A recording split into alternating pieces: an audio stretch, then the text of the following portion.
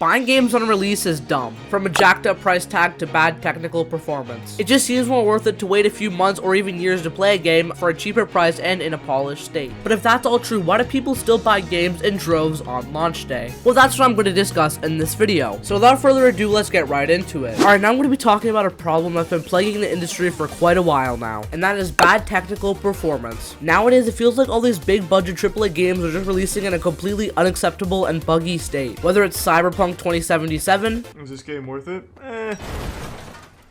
Does that answer your question? Assassin's Creed Unity, and the countless others from the past few years that have released in a terrible, buggy state. But these issues are usually fixed after launch day, so people that play the game later get an objectively better experience than people who bought it on launch day. And the people buying these games on release are the biggest fans of the publisher and are most hyped for the release, which makes it extra messed up because developers are literally shooting their biggest supporters in the foot with this. For example, I just played Cyberpunk 2077 this year, and I got an experience much better than people who played the game on release. I had less bugs in my experience and all around more features on my first playthrough that I wouldn't have had if I had picked the game up 4 years ago back in 2020. Now, I remember back then I was actually jealous of people who had new PS5s and good graphics cards because I didn't have a machine capable of running this game. But looking back, I'm actually glad I didn't buy it then because now I can get the full experience the developers wanted for the game. And if I had played the game on release, I would have gotten a really bad impression of the developer as a whole, and I might have gone on to not play games such as The Witcher 3, which are amazing in their own right. Now, this can also apply to multiplayer games, but to a lesser extent. For example, I've just been playing Helldivers 2 recently, great game by the way, and I got less problems than people at launch did with the extended queues,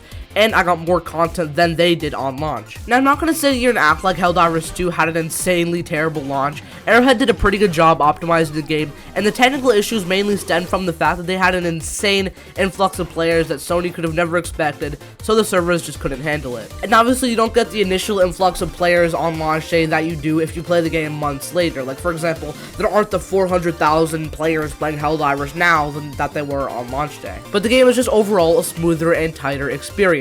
Now, modern games recently have been starting to adopt a $70 price tag. Now, this was a pretty abrupt change from games going to $60 to $70 pretty much overnight, and a lot of people really aren't happy with this, including me to a certain extent. Now, I do believe really big budget AAA games like Baldur's Gate 3, The Legend of Zelda Tears of the Kingdom do deserve to be released at $70. However, when I start to see games like Suicide Squad, Kill the Justice League, and Skull and Bones priced at $70, I scratch my head a little bit. Now, I'm not going to go in depth on this topic too much, but if you want more on the topic, my friend and fellow YouTuber Exiled made a really good video dissecting what he calls the AAA scam, and I agree with him on pretty much all of his points. But mainly what I'm getting at here is guess how much it would be to buy Suicide Squad Kill the Justice League 8 months later? Well, the answer is just $12. Now, with this me telling you to go spend $12 on Suicide Squad Kill the Justice League? No, even $12 is a robbery for that game. But this just goes to show how rapidly the price drops on games from its initial release. Now, this doesn't just apply to bad games either. Take Hogwarts Legacy for example, the best-selling game of 2023, very well received,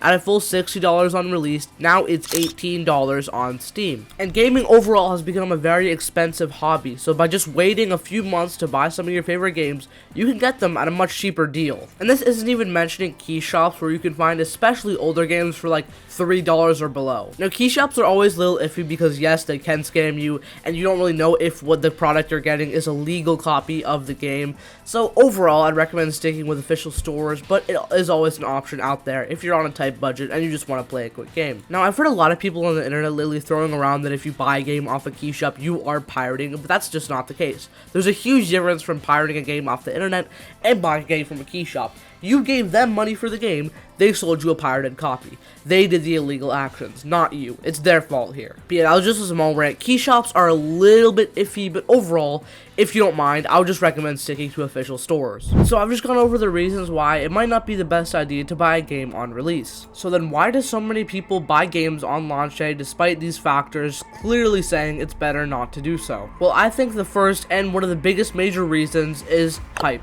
Now, hype has existed for a long time, and it takes many forms, whether that be YouTubers making predictions on the latest games coming out, or people waiting for a midnight release of GTA 5 back in 2013. Now, don't get me wrong, being hyped for a game is really fun. Waiting years for a game to release and then playing it on launch day just for it to be as good as you'd imagine is an amazing feeling. But on the other hand, if said game releases and it's a complete buggy, terrible mess, it hurts all the more because of how excited you were for that product. Because while hype can also be a good thing, it can also make you impervious to the issues games clearly have. And it's very easy for developers, especially of long-running series, to capitalize on hype and nostalgia just for the game to release and it not live up to those expectations set by the developers at all. And yes, this is where I talk about Starfield. In my opinion, Starfield is the embodiment of what happens when a game has too much hype. We had seen people like Todd Howard go on stage and say this is the ultimate space game and this is his dream project and yada yada yada. They were hyping this game up just as much as the players were. So everyone, especially Bethesda fans, was extremely hyped for this game. But ultimately, when the game was released, it was just perceived as meh. While the promise of 1,000 planets was technically true, the planets were more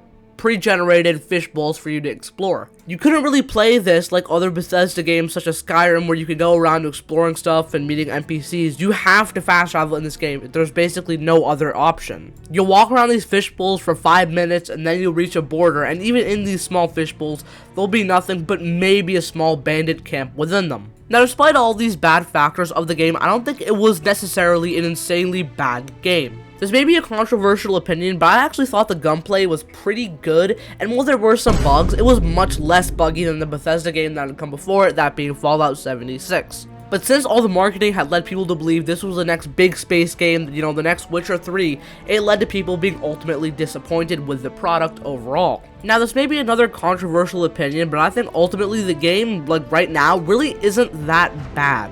Especially if you pick it up on Xbox Game Pass for basically free, you get a good 20 to 30 hours of fun. But nowhere near does it come close to justifying the price of $70 or even more if you were getting the early access version, which a lot of people were, because of the hype this game had surrounding it. So yeah, I think Starfield was an okay game that was hyped up so much that it was an insane disappointment, and it could never live up to the expectations that were set upon it, but I think it is a decent flick.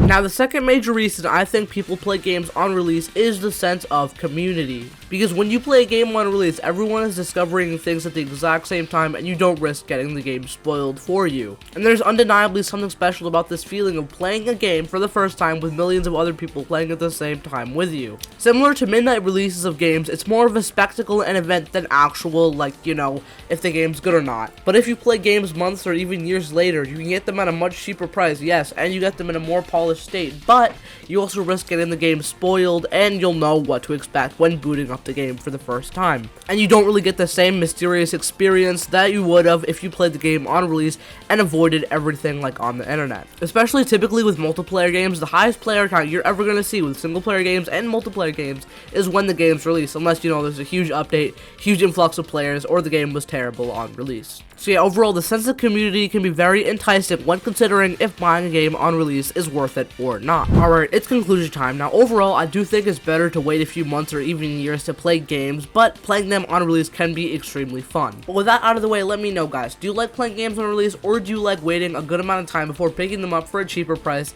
and most of the time in a more polished state? Alright, thank you guys for watching, but first, I have a confession to make. I've made a severe and continuous lapse in my judgment. Now, I've just made a video saying how buying games on release is pretty dumb, and I think I have some pretty valid points. But guess who's playing Black Ops 6 on release? Hell yeah!